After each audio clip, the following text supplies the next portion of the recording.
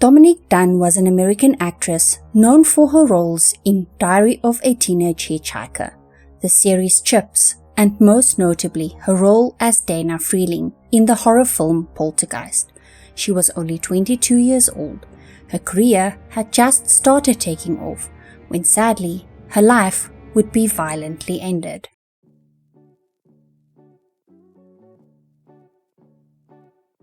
Dominique Allen Dunne was born on 23 November 1959 in Santa Monica, California.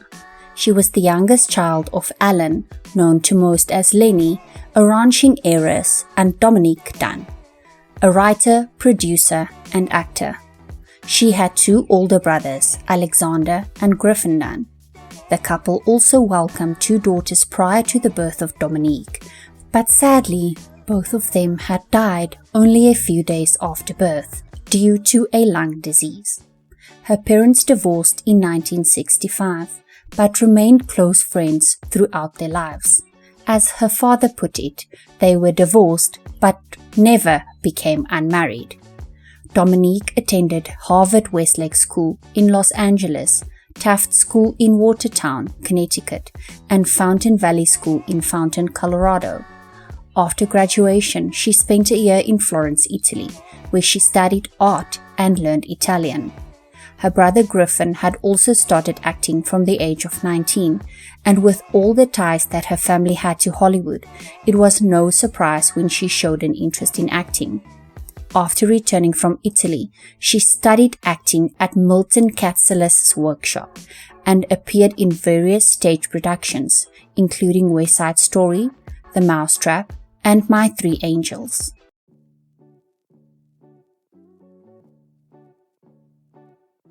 Dominique's first TV role was in the 1979 television film Diary of a Teenage Hitchhiker. After that, she got supporting roles in episodes of popular 1980s television series such as Lou Grant, Heart to Heart, and Fame. Thereafter, she played the recurring roles of Erica on the drama series Family in 1980 and Paulina Bornstein on the comedy series Breaking Away in 1980 to 1981, and she also appeared in several other television films such as The Haunting of Harrington House. In 1981, she was cast in her first feature film, the supernatural horror film Poltergeist, produced by Steven Spielberg and directed by Tobe Hooper, in the main role of Dana Freeling, the teenage daughter of a couple whose family is terrorized by malevolent ghosts. Poltergeist was released in theaters in 1982, and the movie went on to become a critical and commercial success, becoming the 8th highest grossing film of 1982. And since its release, it has acquired a cult following. It was such a success that they decided to make a sequel to it called Poltergeist 2, The Other Side, in which Dominique was set to reprise her role as Dana, but sadly, that would not happen.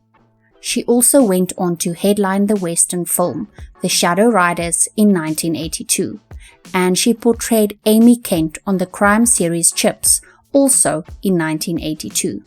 That same year, she was also cast in the miniseries V.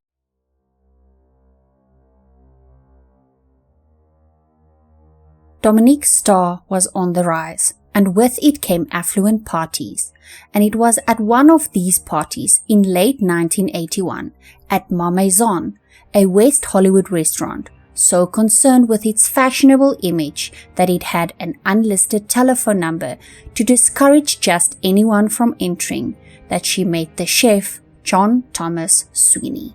He had worked hard and worked his way up from being a line cook to sous chef to head chef, and he was 4 years older than her. They hit it off instantly, and after only a few weeks of dating, they moved into a one-bedroom house together on Rangeley Avenue in West Hollywood. But their relationship was not always a happy one due to Sweeney's jealousy and possessiveness. She introduced him to her friends and soon also introduced him to her mother, who had still lived in California at that time. She then flew with him to New York to introduce him to her two brothers and father, who were all now living there. After meeting John, her father could see that he was excessively devoted to her, but felt like there was something off-putting about him.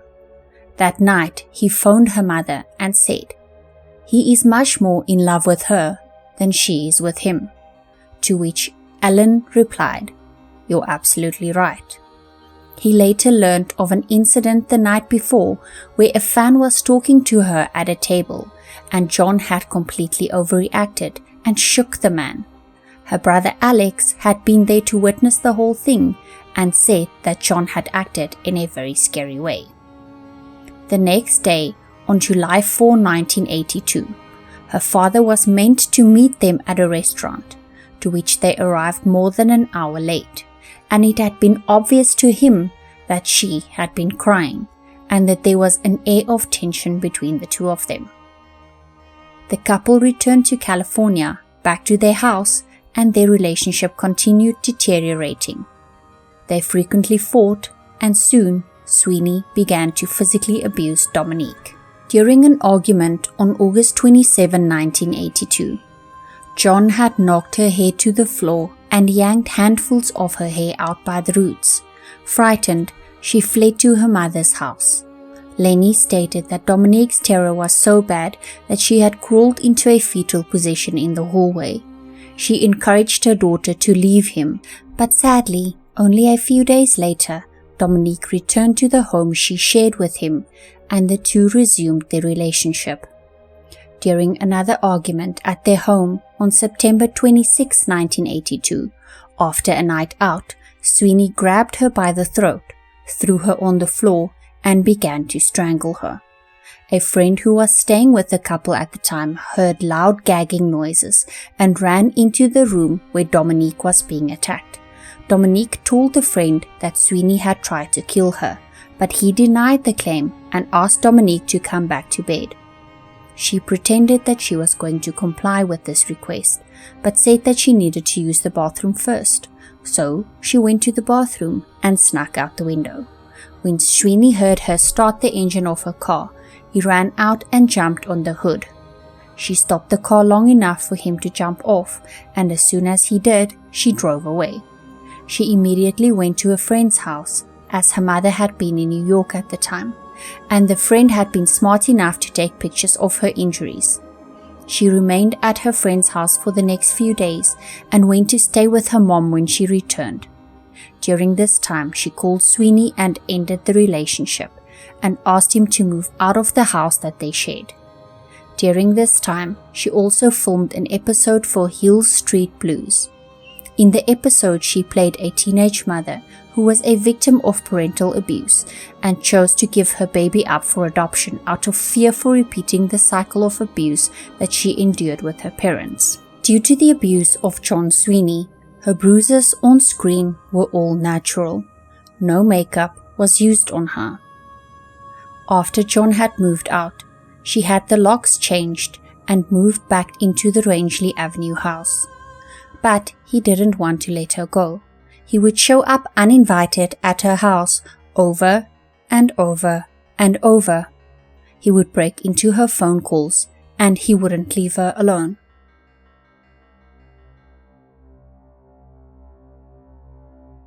On 30 October 1982, a few weeks after Dominique and Sweeney had broken up, she was at her West Hollywood home rehearsing for the miniseries V with her then 20-year-old co-star David Packer. She received a phone call from a female friend, and while they were on the phone, Sweeney had the operator break into the conversation. Dominique realized this and told her friend, "Oh God, it's Sweeney. Let me get him off the phone." 10 minutes later, he showed up at her house. After speaking to him through the locked door for a few minutes, she agreed to open the door and speak to him on the porch while David Packer remained inside. As soon as she went outside, they began to argue. David Packer said that soon after he heard smacking sounds, 2 screams and a thud. Concerned, afraid, and not knowing what to do, he called the police. But he was informed that Dominique's home was out of their jurisdiction. He knew that he couldn't just sit there and do nothing, so he phoned a friend and told him that if he was found dead, John Sweeney was his killer. He then went out of the house through the back entrance, approached the driveway, and saw Sweeney in the bushes between her driveway and the house next door, kneeling over Dominique. Sweeney saw Packer approach and told him to call the police. Packer ran inside and did just that. This time, it went through to the correct jurisdiction. When police arrived, Sweeney was standing next to Dominique's unconscious body in the driveway. He put his hands in the air and stated, "I killed my girlfriend and I tried to kill myself." He was immediately arrested and charged with attempted murder. Dominique was transported to Cedars-Sinai Medical Center in Los Angeles, where she was placed on life support. When her father's telephone in his New York apartment rang at 5 o'clock in the morning on October 31, 1982, he knew that something was wrong. A detective from the Los Angeles Homicide Bureau was on the other end of the line to tell him that his daughter was close to death at the Cedars-Sinai Medical Center. He asked the detective whether Lenny had been notified, and the detective informed him that he was calling from her house. Lenny then got on the phone, and he asked her what happened, to which she only answered, "Sweeney happened. I need you." And he got on the first available flight out with his two sons. He described seeing her at the hospital for the first time after the attack, saying, "At first, I did not realize that the person on the bed was Dominique. There were tubes in her everywhere, and the life support system caused her to breathe in and out with a grotesque jerking movement that seemed a parody of life.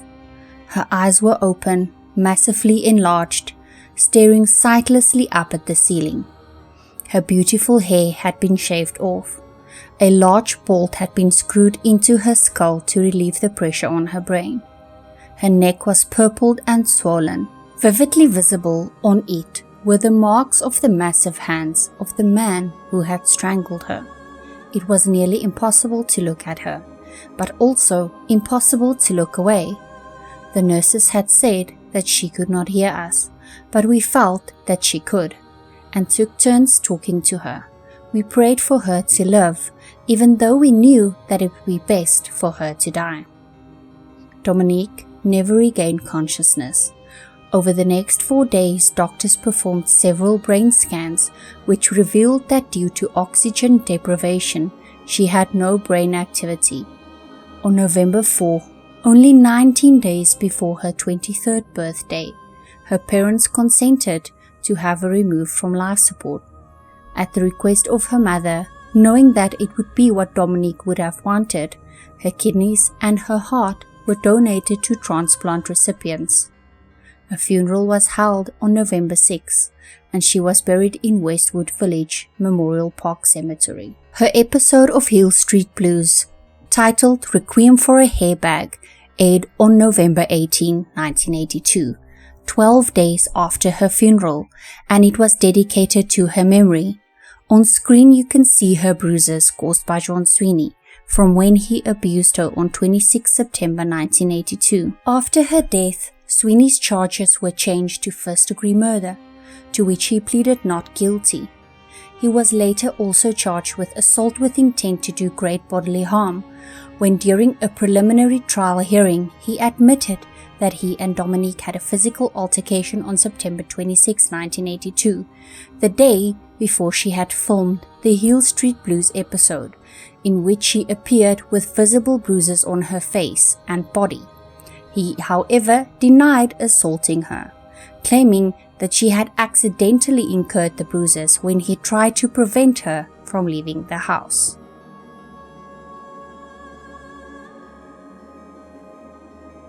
John Sweeney's trial began in August of 1983, and it was presided over by Judge Barton S. Katz.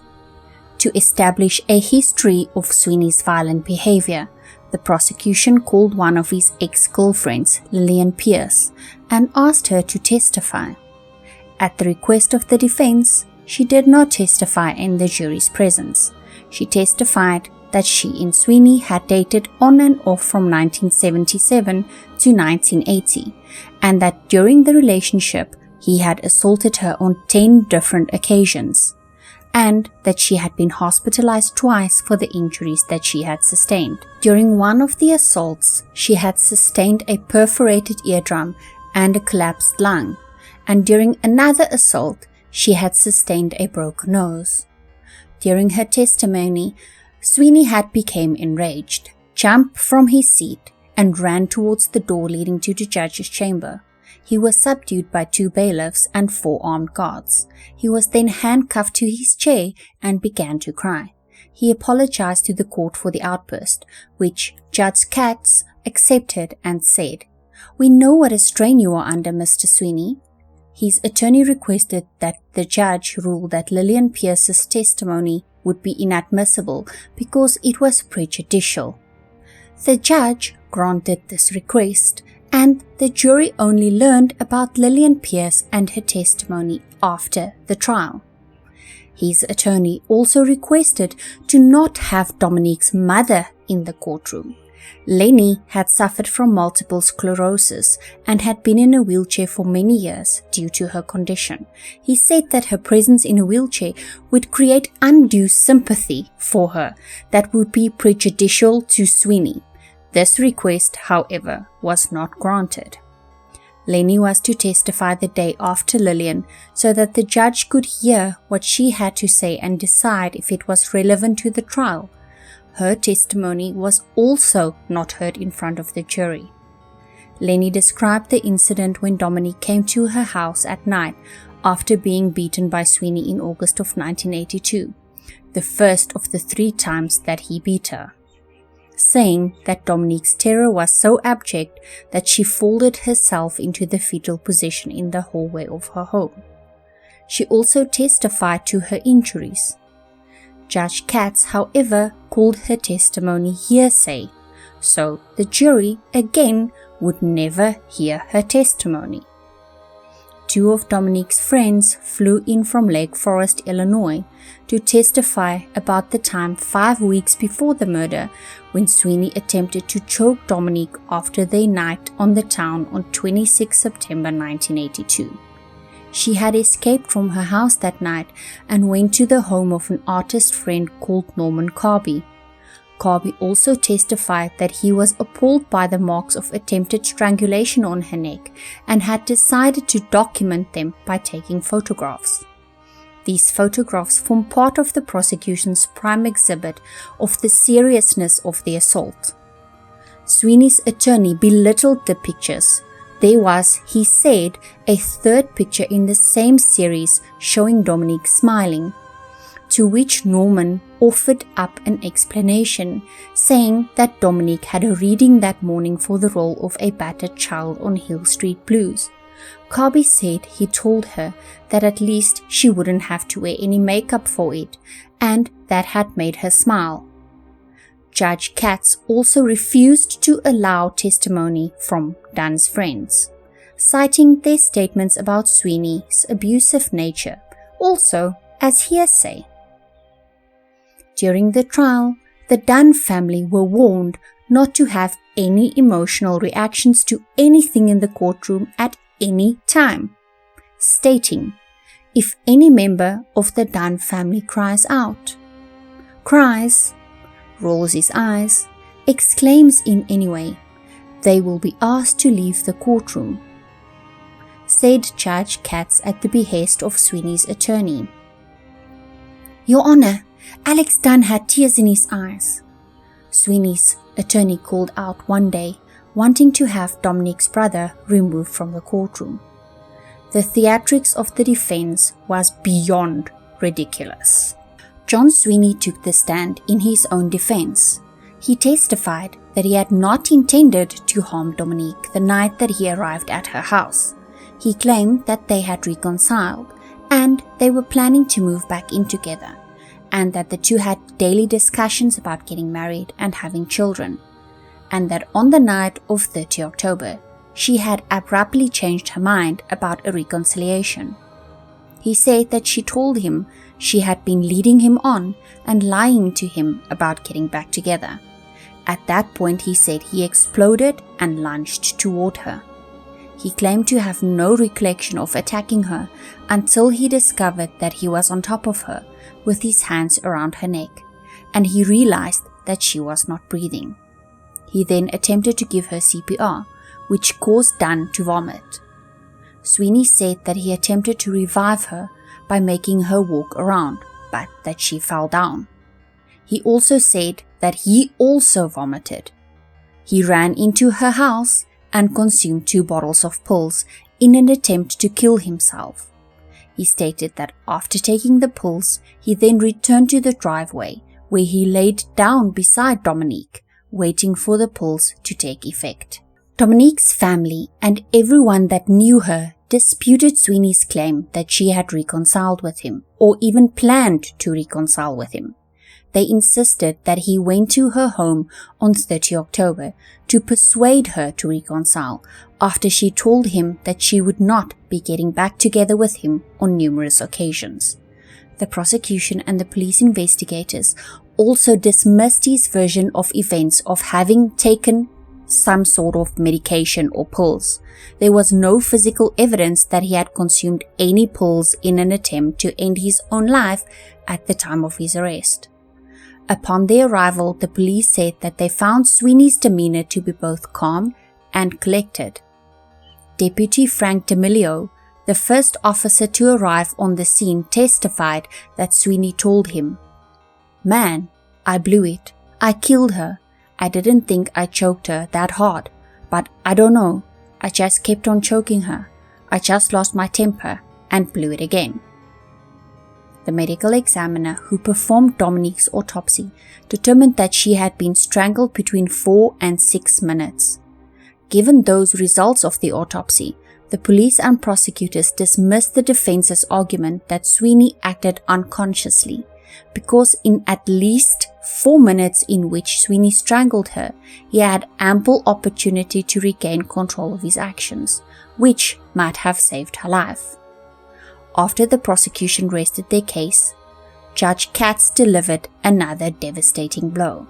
When Sweeney's attorney argued that his client's actions were neither premeditated nor were they executed with malice.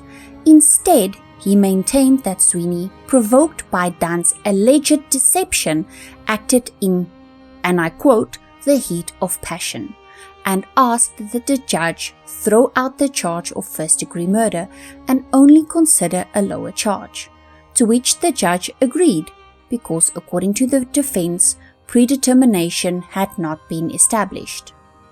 The prosecution argued that the jury should decide whether there was sufficient premeditation or deliberation.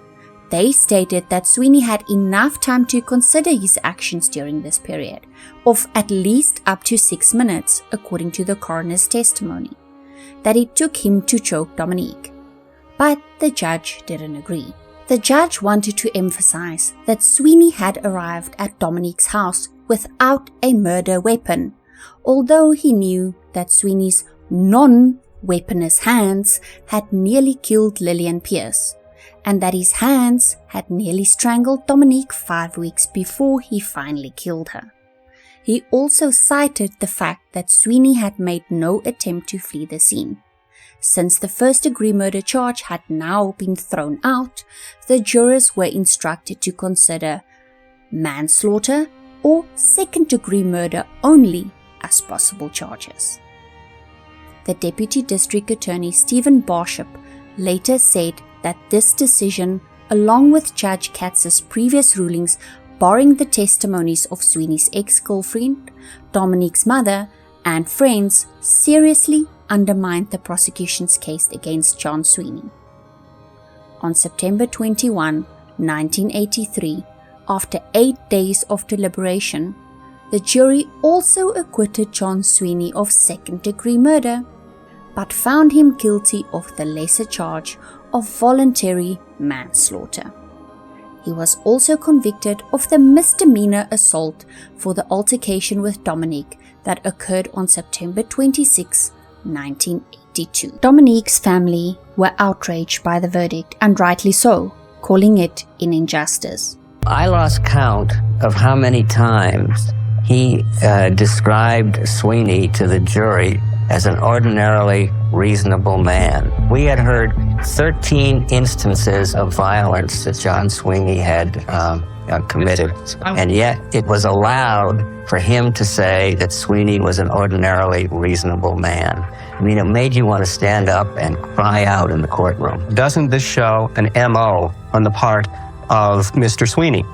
No, when he's angry at a girlfriend, he tends to attack. The maximum sentence for voluntary manslaughter and for the assault charge was 6.5 years, and with good behavior, he would only serve half of that. After the verdict was read, Judge Katz excused the jury and commented on how the judicial system had been upheld and thanked them on behalf of the attorneys and both families. Dominique's father stood up and yelled, "Not for our family, Judge Katz," and accused the judge of purposely withholding Sweeney's ex-girlfriend's testimony from the jury, which would have established his violent history with women. Victims for Victims, a victims' rights group that was founded by actress Teresa Saldana, protested against the verdict by staging a march outside the courthouse. Afterwards, several media outlets also debated the events of the trial and the verdict and criticized Judge Katz's rulings, which many argued were preferential towards the defense. One local Los Angeles television station polled viewers who rated Judge Katz the fourth worst judge in the Los Angeles County.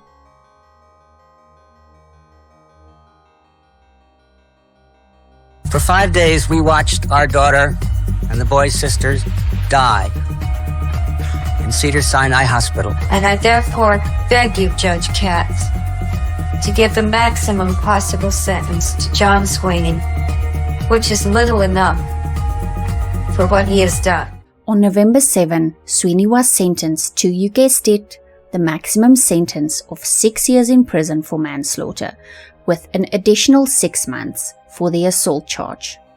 At the sentencing, Judge Katz was now all of a sudden outraged at the jury's verdict of manslaughter. He mocked the argument that he had previously agreed with, that Sweeney had acted in the heat of passion, stating, "I will state on the record that I believe this is a murder. I believe that Sweeney is a murderer and not a manslaughterer. This is a killing with malice. This man held on to this young, vulnerable, beautiful, warm human being that had everything to live for with his hands. He had to have known that as she was flailing to get oxygen, that the process of death was displacing the process of life." Continued to squeeze the life out of her. And finally, we know from the coroner that at least a minimum of 3 minutes, and probably in the realm of 4 to 6, where she suffered oxygen deprivation and obviously brain death as we know it. That is what's happened, and that is malice. And if that isn't malice, then I don't know what malice is. He then addressed Sweeney, saying, "You knew of your capacity for uncontrolled violence. You knew you hurt Dominique badly with your own hands, and that you nearly choked her into unconsciousness on September the 26th. You were in a rage because your fragile ego could not accept the final rejection." He then went on to say that he was appalled by the jurors' decision over Sweeney's first attack, stating, "The jury came back, I don't understand for the life of me, with simple assault, thus taking away the sentencing parameters that I might have on a felony assault." So, having gotten the verdict that he had guided the jurors into giving, he was now blasting them for giving it. In this case, given the ample evidence before this jury, I would have unhesitatingly returned a verdict of murder in the second degree. Most likely to try and save face after all the criticism that he received after the trial. However, it changed absolutely nothing. The verdict remained the same, and the sentence remained the same. The jury foreman later told the media that both he and his fellow jurors were surprised by Judge Katz's criticism, and he called his comments a cheap shot. He felt that the judge's criticism did not stem from their verdict, but from the harsh criticism that he received afterwards. The jury foreman went on to say that had the jury been provided with opportunity to hear all of the evidence brought forward in the case, they would have more than likely convicted Sweeney of murder.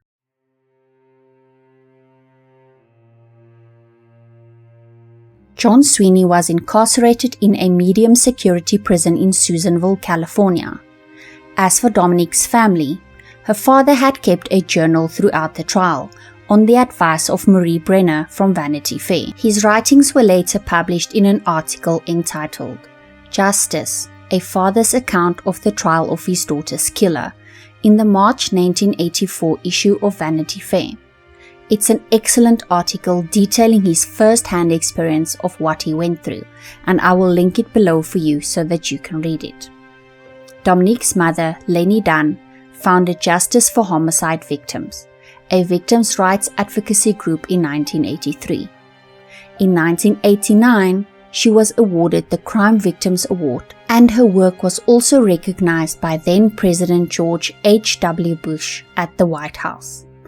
John Sweeney was released on parole in September of 1986, after serving less than 3 years of his 6.5-year sentence. He was then hired as the head chef at an upscale restaurant, The Chronicle, in Santa Monica, California.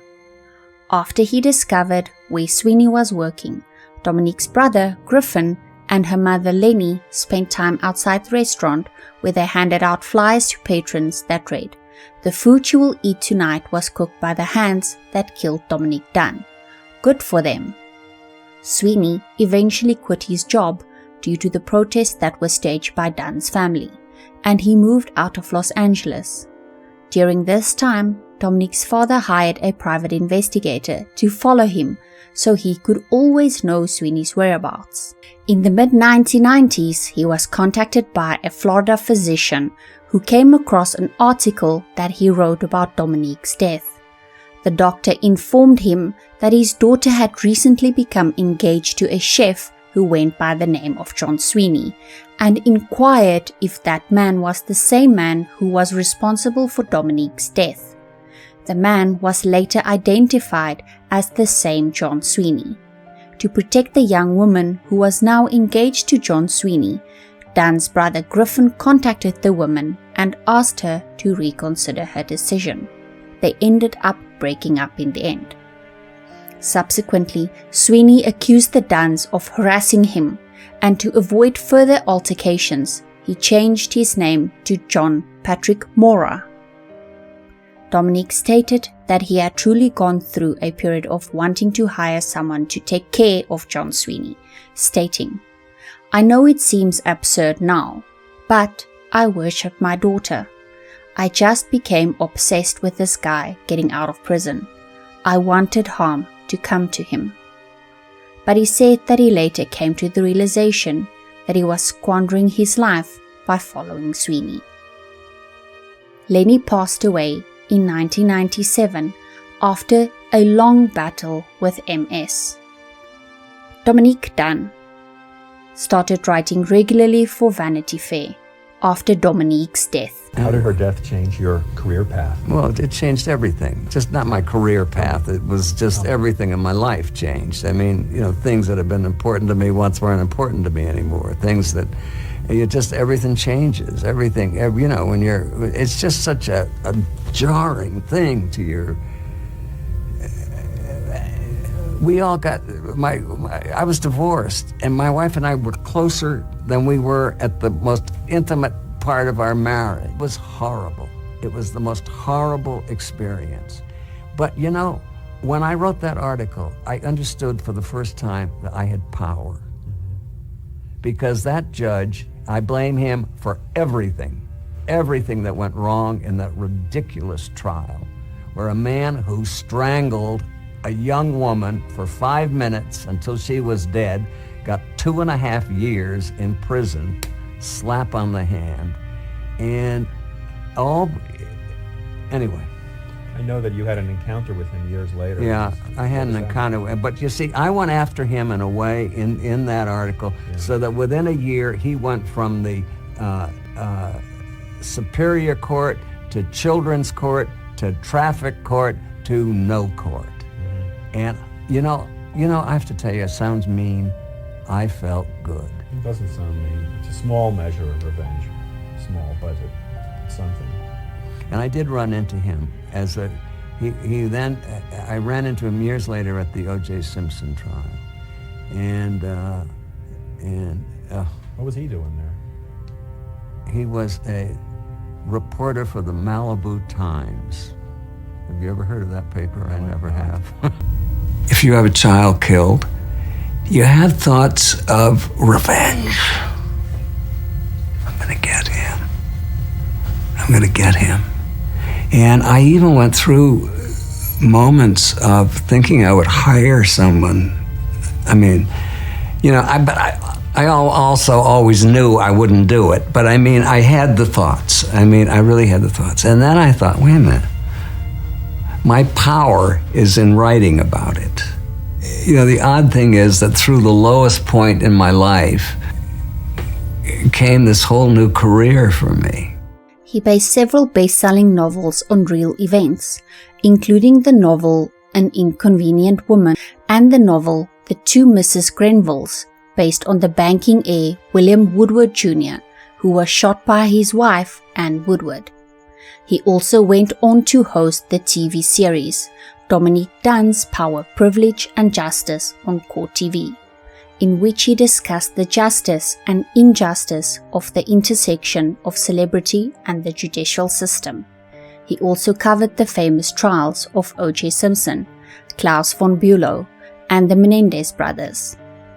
In September 2008, Dominique Dunne disclosed that he was being treated for bladder cancer, and sadly, on August 26, 2009, he passed away at his home in Manhattan. John Sweeney, or John Mora, is believed to currently be residing back in California and working as a general manager at an independent living community for seniors. The tragic story of Dominique Dunne shows how far domestic violence can go. Dominique's career was on the rise and she seemed headed for stardom, but that was taken away from her by someone who flew into a rage because she didn't want to be with a possessive, jealous abuser anymore. This man never owned up to what he did, always said that he never intended for this to happen, but did the same thing to her and someone else several times before. It was just a matter of time before it went quote-unquote too far and he couldn't take it back. He killed someone, that he had assaulted on several occasions, was convicted of manslaughter, and served less than 3 years in prison.